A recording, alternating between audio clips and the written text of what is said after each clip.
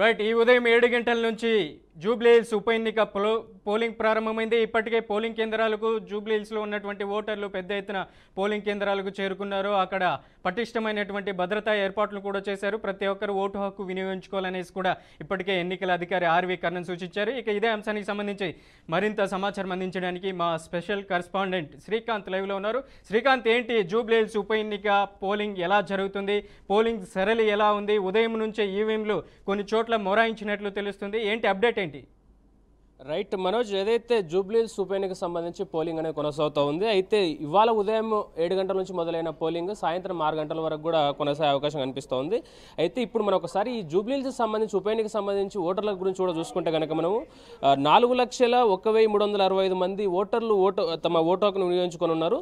అయితే ఈ జూబ్లీహిల్స్ ఉప ఎన్నిక బరిలో దాదాపు 58 మంది అభ్యర్థులు బరిలో ఉండగా అందులో ప్రధానంగా కాంగ్రెస్ నుంచి నవీన్ యాదవ్, బీఆర్ఎస్ నుంచి మాగంటి సునీత, అలాగే బీజేపీ నుంచి లంకల దీపక్ రెడ్డి, వీరు ముగ్గురు కూడా ప్రధాన పార్టీల నుంచి వీళ్ళు పోటీ చేస్తున్న పరిస్థితి వస్తూ ఉన్నాం. అయితే దీనికి సంబంధించి ఇక్కడ ఏదైతే 139 ప్రాంతాల్లో 407 పోలింగ్ కేంద్రాలు ఏర్పాటు చేసి 5,000 మంది సిబ్బందితో కూడా ఏర్పాటు చేసినట్టు తెలుస్తోంది. అయితే దాదాపు 1,761 పోలీస్ సిబ్బందిని ఏర్పాటు చేసినట్టు తెలుస్తుంది. 800 మంది కేంద్ర బలగాలతో బందోబస్తు ఏర్పాటు చేసి తొలిసారిగా అంటే జూబ్లీహిల్స్ ఉప ఎన్నికల్లోని ఇప్పటివరకు ఎప్పుడు కూడా కాకుండా ఇప్పుడు తొలిసారిగా ఈ జూబ్లీహిల్స్ ఉప ఎన్నికల్లో ఏదైతే 139 ప్రాంతాలు ఏవైతున్నా 139 ప్రాంతాల్లో 139 డ్రోన్లను వేసి అంటే డ్రోన్ల ద్వారా పర్యవేక్షణ అనేది కొనసాగిస్తూ ఉన్నారు. అయితే దీనికి సంబంధించి ఇప్పటికీ కూడా ఏదైతే నవోదయ కాలనీలో బీఆర్ఎస్ అభ్యర్థి మాగంటి సునీత ఓటు హక్కును వినియోగించుకున్నారు. అలాగే యూసుఫ్గూడలో కాంగ్రెస్ సంబంధించినటువంటి నవీన్ కుమార్ యాదవ్ కూడా తమ ఓటు హక్కును వినియోగించుకోవడం జరిగింది. దీంతో పాటు కూడా అయితే ప్రస్తుతానికి బీజేపీ అభ్యర్థి లంకల దీపక్ రెడ్డి ఇంకా ఓటు హక్కును వినియోగించుకోలేదు. అయితే మరికొద్దిసేపట్లో కూడా ఆయన వినియోగించుకునే అవకాశం కూడా కనిపిస్తూ ఉంది. అయితే ఇదంతా ఒకైతే ఇక్కడ మనం క్లియర్ ఇంకో అంశం చూసుకుంటే కనుక ఈ బోరబండ హై స్కూల్ పరిధిలోని ఉన్నటువంటి ఏదైతే పోలింగ్ కేంద్రం ఉందో ఆ కేంద్రాన్ని కూడా మాగంటి సునీత బీఆర్ఎస్ నేతలు కూడా పర్యవేక్షించే ప్రయత్నం చేశారు.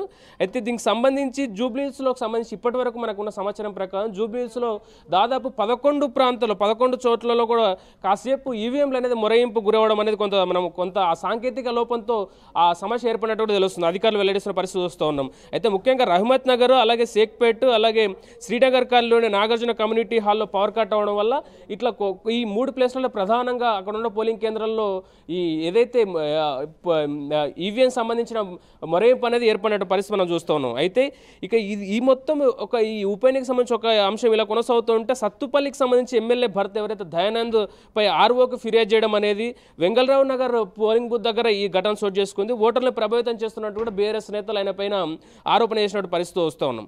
అయితే ఓవరాల్గా ఇది ఏదైతే ఈ జూబ్లీహిల్స్ ఉప ఎన్నికకు సంబంధించి 4,01,361 మంది మొత్తం ఓటర్లు ఉండగా అందులో పురుషులు చూసుకుంటే 2,08,561 మంది, అలాగే మహిళలు చూసుకుంటే 1,92,779, అలాగే ఇతరులు 25 మంది. అంటే ఓవరాల్గా 4,01,365 సంబంధించిన ఓటర్లంతా కూడా తమ ఓటు హక్కును వినియోగించుకున్న నేపథ్యంలో ఇక్కడ క్లియర్ ఇంకో అంశాన్ని మనం చూసుకుంటే కనుక ఈ 4,01,365 ఓట్లలో 1,00,000కు పైగా ఓట్లన్నీ కూడా మైనారిటీ ఓట్లు ఉండడంతో కొంత ఆసక్తి అనేది నెలకొంది. అంటే ఆ ఓటు ఎవరైతే 1,00,000 ఓట్లకు పైగా ఉన్నటువంటి మైనారిటీ ఓట్లు ఏవైతున్నా ఆ ఓట్లే ఇక్కడ అభ్యర్థి ఎవరు అంటే ఎవరు గెలవచ్చు, ఎవరు ఆ జెండా పాతే అవకాశం ఉంది అక్కడ అనే అంశం తేలాలంటే ఆ కీలకంగా 1,00,000 పైగా ఉన్నటువంటి మైనారిటీ ఓట్ల కీలకం అంటూ కూడా తెలుస్తూ ఉంది. అయితే ఓవరాల్గా చూసుకుంటే ప్రస్తుతానికి పోలింగ్ అనేది ప్రశాంతంగా కొనసాగుతున్న నేపథ్యంలో అలాగే ఇప్పుడు ఇంతకుముందు చూసుకున్నా మనం ఏదైతే ఫిలిం డైరెక్టర్ ఎవరైతే ఎస్ఎస్ రాజమౌళి దంపతులు వీరిద్దరు కూడా తమ ఓటు హక్కును వినియోగించడం జరిగింది.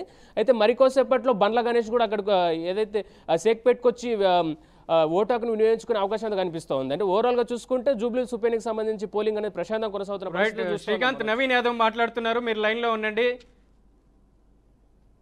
రైట్.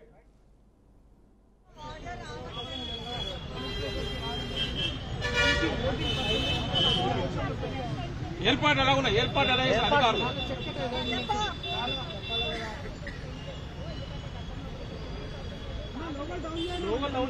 కెమెరా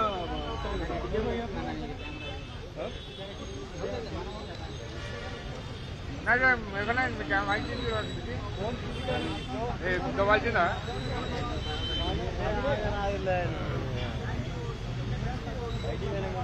కెమెరా చూసి చెప్పండి. నవీన్ యాదవ్ గారు గతంలో ఎప్పుడు 50% ఓటింగ్ అట్లేదు సార్, ఎంత అవుతుంది అనుకుంటున్నారు మీరు? ఫస్ట్ టైం ఓటు ఇచ్చేసిన వాళ్ళకి ఏం చెప్తారు?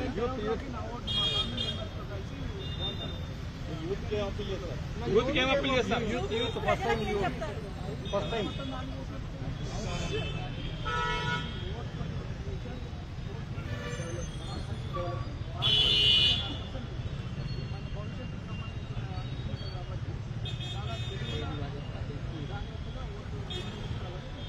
కొన్ని ఏరియాస్ లో కూడా ఈవీఎం మిషన్స్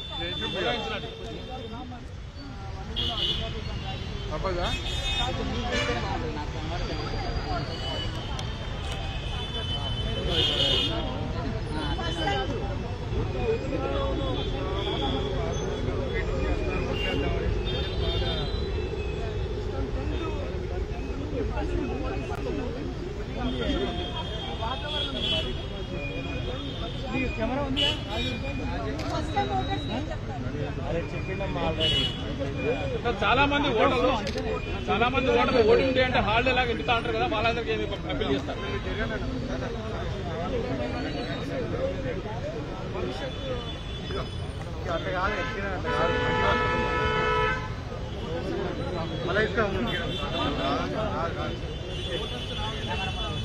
ఈసారి లోకల్ బాయ్ కాబట్టి కొంచెం పర్సెంటేజ్ పెరిగే అవకాశం ఉంది.